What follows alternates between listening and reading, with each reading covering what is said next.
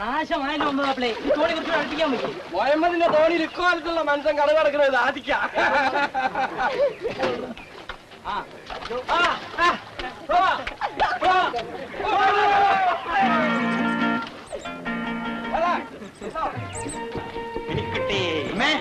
Good morning. ഞങ്ങളെ സ്വീകരിക്കാൻ ഇവൾ പുഴവകത്ത് റെഡി ഹാജറിന്റെ അമ്മായി. അതിന്റെ ഒരു യോഗം. കഴിഞ്ഞു പോയവർക്കും നിനക്കും തമ്മിൽ 6 മാസത്തെ വ്യത്യാസമേ ഉണ്ടായിരുന്നുള്ളൂ. അവൾക്ക് ഗുരുവായൂർ വെച്ച് ചോറ് കൊടുത്ത് ഞാൻ വന്ന ദിവസം മാധവത്തി നിന്നെ പെറ്റത്. ലീല ചേച്ചിയുടെ തനി ഛായയാണ് മിനിക്കുട്ടി. അമ്മ മുടിയൊക്കെ വെള്ളിയിട്ടിച്ചോ? അച്ഛനോടമ്മേ അധികാരിയുടെ കൂടെ പുറത്തേക്ക് ഇറങ്ങിയതാ, ഇപ്പോൾ എത്തും. എന്താ കോളേജിൽ നിങ്ങൾക്ക് തിന്നാനും കുടിക്കാനും ഒന്നും കിട്ടുന്നില്ലേ? ഓരോന്നിനും കണ്ടാ മതി. എന്റെ കാര്യത്തിൽ അത് ബാധകമല്ല അമ്മായി. ഞാൻ 10 രാത്രി കൂടിയിട്ടുണ്ട്. പക്ഷെ അതുകൊണ്ട് പ്രയോജനമൊന്നുമില്ല. പോടാ, പോയി കാലുപോകും കഴുകി മുണ്ട് മാറ്റിട്ട് വര്. നീ ഈ വേഷത്തിലാ നിൽക്കാൻ പോണേ? അമ്മാവൻ കാണണ്ട.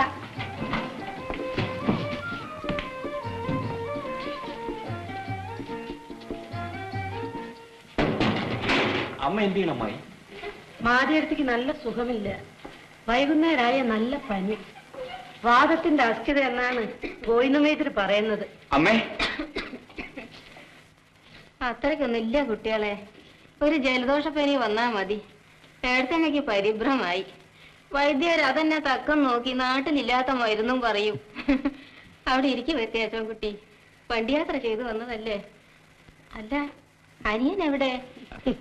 അവൻ വലിയ സായിപ്പിന്റെ വേഷത്തിലല്ലേ വന്നിരിക്കുന്ന. മുണ്ടുമാറ്റിച്ച് വരാൻ പറഞ്ഞ് ഓട്ടിച്ചേ. ഞാൻ കണ്ടില്ലല്ലോ അവന്റെ ഒരു കൂട്ടം കോമാളിത്തോ. ഏടത്തമ്മയുടെ അടുത്ത് ഇവരുടെ കളിയൊക്കെ നടക്കൂ. നല്ലോണം ശകാരിക്കണേ. ചായ കുടിച്ചില്ലേ നിങ്ങള്? ഈ പെണ്ണ് അടുക്കള കേട്ട് നേരെ ആയല്ലോ. എത്തിപ്പോയി, ചായ റെഡി. ഒറ്റയിടല്ലേ പെണ്ണെ. 10-17 വയസ്സായിട്ടും പെണ്ണിന്റെ കുട്ടികളി മാറുന്നില്ല. പതുക്കെ നടക്കടി. എത്ര പറഞ്ഞിട്ടെന്താ? പെൺകുട്ടികൾ നടക്കുമ്പോ കാലിനടിയിൽ കോഴിമുട്ട പെട്ടാൽ പൊട്ടരുതെന്നാണ് മുത്തശ്ശി പറയാറ്. അതിന് ഇത്തിരി സർക്കസും കൂടി പഠിക്കണം, അല്ലേ അമ്മായി? അനിയ, വന്ന് ചായ കുടിക്ക. എവിടെ എല്ലാവരും? എല്ലാവരും ഇവിടെ തന്നെയുണ്ടല്ലോ. എല്ലാവരും മേൽക്കഴുകാൻ പോയിരിക്കുകയാണ്. അത് വിചാരിച്ച് മനസ്സിൽ തീ വേണ്ട. നിനക്ക് വേണ്ടി ഒരു സമ്മാനം ഞാൻ കൊണ്ടുവന്നിട്ടുണ്ട്. വിരൽ വണ്ണത്തിലുള്ള ഒരു ചൂഴൽ. എന്താ ആങ്ങളും പെങ്ങളും തമ്മിൽ ഒരു സ്വകാര്യം? ഞാൻ അമ്മായിക്ക് ഒരു സ്വകാര്യം പറഞ്ഞു തരാം. അമ്മായി കണ്ടു, ബാലേട്ടനും കേശുവേട്ടനും മീശ വെച്ചിരിക്കണു. ആണുങ്ങളായ അങ്ങനെയൊക്കെ ഉണ്ടാവും. പെണ്ണിന് പ്രതരിപ്പത്തിരി ഏറെയാണ്. അവളുടെ ആങ്ങളാർ വന്ന ദിവസമല്ലേ, കുറച്ച് സന്തോഷമൊക്കെ ഉണ്ടാവും.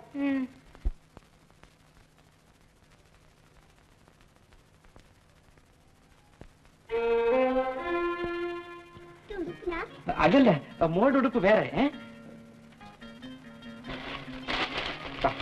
നല്ല ഭംഗിയുള്ള ഉടുപ്പ് ഇല്ലേ?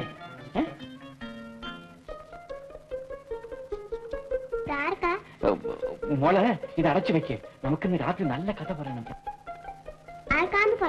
ഇത് വേറൊരാൾക്കാ. മിനിക്കുട്ടി, ഇതൊക്കെ ഒന്ന് അടുക്കി വെക്കേ. ബാലേട്ട ഇപ്പൊ കുളിച്ചിട്ട് വന്നേക്കാം. ഇരിക്കെ.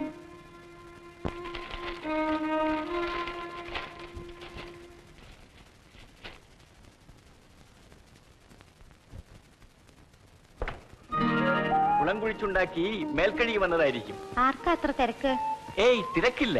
നാട്ടുമര്യാദ അനുസരിച്ച് വന്നപ്പോൾ മുതൽ അന്വേഷിച്ചു തുടങ്ങിയതാണ്. വിശേഷമൊക്കെ ഒന്ന് അറിയാൻ മാത്രം. വിശേഷമൊക്കെ വലിയ പട്ടണത്തിൽ താമസിച്ചു വരുന്നവർക്കല്ലേ പറയാനുണ്ടാവുക.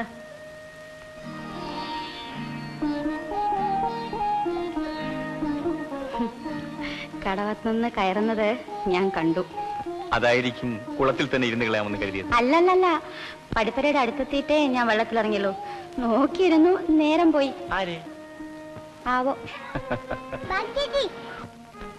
ബാലേട്ടൻ ഭാഗ്യ ചേച്ചിക്ക് സ്ഥാനം കൊണ്ടുവന്നു കാണണോ? വാങ്ങിച്ചോ വാങ്ങിച്ചോ. അമ്മ എത്ര പറഞ്ഞാലും ഇവളെന്നെ ഇളയമ്മയെന്ന് വിളിക്കില്ല. മോള് വിളിക്കരുത് കേട്ടോ. ഇളയമ്മ എന്ന് കേൾക്കുമ്പോൾ മനസ്സിൽ കാണുന്ന രൂപം ഇതല്ല. മോള് ഭാഗ്യചേച്ചി എന്ന് വിളിച്ചാ മതി. പിന്നെ കേശവമാവൻ മോളെ അന്വേഷിച്ച് ഇതിലേക്ക് നടക്കുന്നത് കണ്ടു. ചെല്ലേ. എന്തെങ്കിലും തരാനാ? ആയിരിക്കും, വേഗം ചെന്ന് നോക്ക്. പിന്നെ ഭാഗ്യ,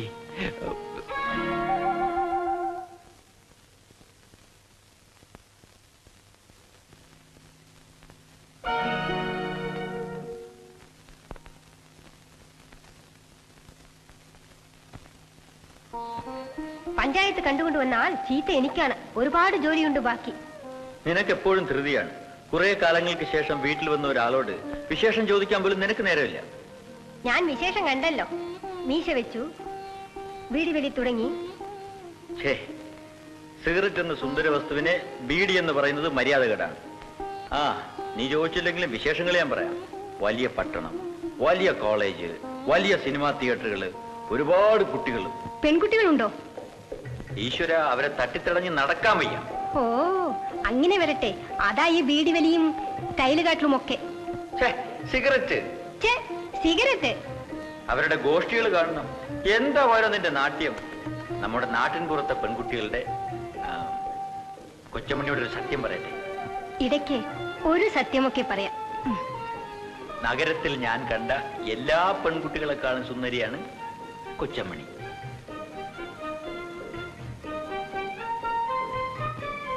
സൗന്ദര്യത്തിന്റെ കണക്കെടുക്കാനായിരിക്കും വലിയ മാമ മകനെ കോളേജിലേക്ക് അയച്ചത് അല്ലേ? പെണ്ണ് മോശമല്ല.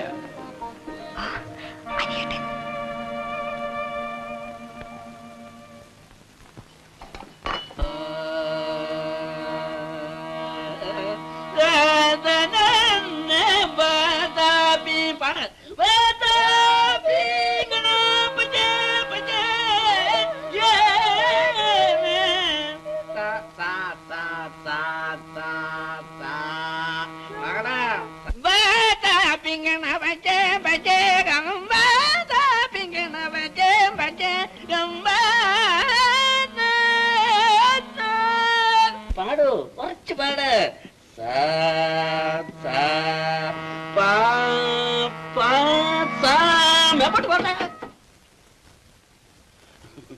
നമസ്കാരം. കുട്ടിയെ പാട്ട് പഠിപ്പിക്ക. മനസ്സിലായി. കാർന്നോരുടെ മക്കളായിരിക്കും. ഇതാണ് മകൻ, ഞങ്ങൾ മരുമക്കൾ. സന്തോഷം, വളരെ സന്തോഷം. വാസനയുണ്ടോ? ഇല്ലല്ലോ. സോപ്പിനല്ല, സംഗീതത്തിന് വാസനയുണ്ടോന്ന്. പാട്ടുമാഷോട് ഒരു രഹസ്യം പറയാനുണ്ട്. ഞാനിവിടുന്ന് പോകുന്നത് വരെ രാത്രിയോ പകലോ ഏതെങ്കിലും സമയത്ത് ഞാൻ ഏറ്റെന്ന് നമുക്ക് അരക്കൈ നോക്കിക്കളയാം. ശാരീരം പോസ്റ്റ്. ഈ കൂക്കുംവിളി ഇവിടെ കേട്ടുപോയാൽ തന്റെ ശാരീരത്തിനും ശരീരത്തിനും പരിക്ക് പറ്റും. ജയിച്ചോളാം. ബാലേട്ടാ, ഞാനും വരട്ടെ. വാ, ഇവിടെ നിന്ന് രക്ഷപ്പെടാം.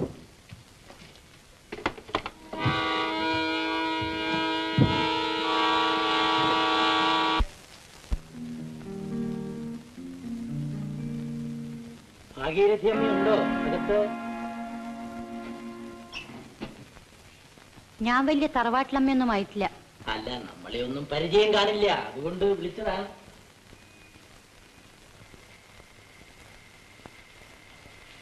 അനിയേട്ടനെ എനിക്ക് പരിചയമില്ലെന്നോ? ഉണ്ടോ? അനിയേട്ടൻ എന്താ ഒരു പരിഭവമുള്ള പോലെ? എന്റെ പരിഭവം ആർക്ക് കാണണം? ബാലേട്ടനാണെങ്കിൽ. ബാലേട്ടൻ എന്ത് പറ്റി? ഒന്നുമില്ല. ബാലേട്ടന്റെ വീരസാഹസങ്ങളൊക്കെ ഒന്ന് വർണ്ണിക്കാൻ തുടങ്ങുകയായിരുന്നു. ഞാൻ തന്നെ വർണ്ണിച്ചോളാം, വിഷമിക്കണ്ട.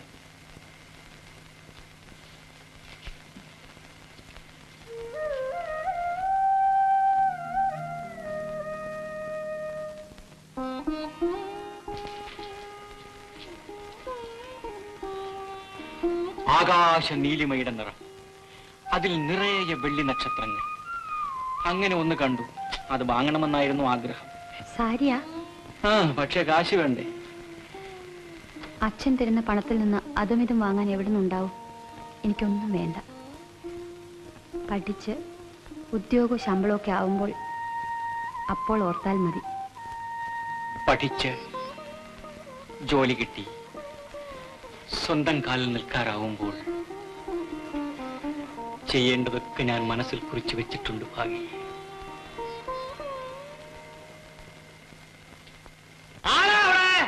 അച്ഛൻ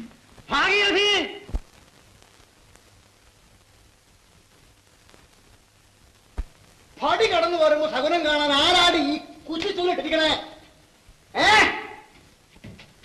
മോളെ പതുക്കെ പോ മോളെ, വീഴണ്ട. നന്നായി. ഇവിടെ ചിലതൊക്കെ നടക്കാൻ പോകുന്ന ലക്ഷണമുണ്ട്. നാട് മുഴുക്ക പറഞ്ഞു നടക്കുന്നുണ്ട്. ഞാൻ തറവാട്ട് പോയി പൂട്ടടിക്കുകയാണ്, സ്വകാര്യ സ്വത്ത് ഉണ്ടാക്കണ്, അത്യാവശ്യം കൊടുക്കണില്ല അത്രേ. ആരാ പറഞ്ഞു നടക്കണാവോ? ആരാന്ന് ചോദിക്കണോ? അവനെ പിരികേറ്റാൻ ഈ ദേശത്ത് കുറെ തെണ്ടികളുമുണ്ട്. നിന്റെ ചെറിയമ്മാവൻ എന്റെ അനുജനാന്ന് പറഞ്ഞിട്ട് എന്താ? അവൻ ഈ പെരത്തറ പൊളിക്കണം. ചെറിയമ്മാവൻ ഇപ്പൊ ഇവിടെ അല്ലേ താമസം? ഈ പഠിക്കകത്ത് കടന്ന കാല് ഞാൻ തല്ലി ഓടിക്കും. പാതിരാക്കി കള്ളം കുടിച്ചു വന്ന് പുലഭ്യം പറയേ. ഭാഗം വേണോത്രേ, ഭാഗം. കിട്ടണ വഴി നോക്കട്ടെ. തറവാട്ട് സ്വത്ത് എന്ന് പറഞ്ഞ ആനക്കുട്ടി ഉണ്ടെന്നാ നിങ്ങളുടെയൊക്കെ ധാരണ. ഞാനൊന്നും പറഞ്ഞില്ലല്ലോ. തെങ്ങിൻ തോട്ടവും പുഞ്ചക്കോളും ഞാൻ അത്യധ്വാനം ചെയ്തുണ്ടാക്കിയ മുതല. വല്യമ്മാവയുടെ കാലത്ത് 64 ആൾക്ക് ഭാഗിച്ചു കൊടുത്തതിൽ ഒരു ഓഹരിയ ഈ പറയണ തറവാട്ട് സ്വത്ത്. നീ അറിയണം, നീ ആ മൂത്ത അനന്തരൻ. എനിക്കിതൊന്നും അറിഞ്ഞുകൂടാ. അറിയണം, എല്ലാവരും അറിയണം. അവനെ ഞാൻ പഠിപ്പിക്കും, അവന്റെ ശിങ്കിടിമാരന്മാരെയും. അല്ലെങ്കിൽ എന്റെ പേര് കുഞ്ഞികൃഷ്ണനാണെന്നല്ല. ഈ നിറഞ്ഞ സന്ധ്യക്ക് ആരെയാ ശപിക്കണേ? നീ എന്നെ ശാസ്ത്രം പഠിപ്പിക്കണ്ട.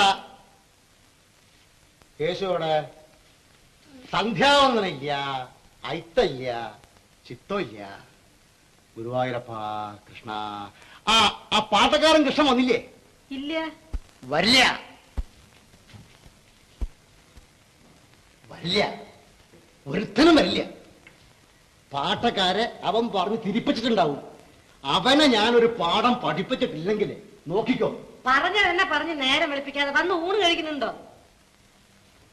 കുട്ടികളൊക്കെ ഉണ്ടോ? ഉവ്വ്. മിനിക്കുട്ടി ഉറങ്ങിയോ? ഇന്നത്തെ കാര്യം നോക്കണ്ട, ചിരിയും കളിയും ബഹളവും തന്നെയല്ലേ. ആ വീരാൻകുട്ടി ഇന്നല്ലേ പണം കൊണ്ടുവന്ന് തരാമെന്ന് പറഞ്ഞിരുന്നത്? വന്നില്ലേ? കണ്ടില്ല. കണ്ടില്ല. നിങ്ങൾക്ക് പണം വന്നാലെന്താ, വന്നില്ലെങ്കിൽ എന്താ? വീരാൻകുട്ടി വാക്ക് തെറ്റിക്കാറില്ല. എന്തെങ്കിലും ബുദ്ധിമുട്ട് പറ്റിയതാവും.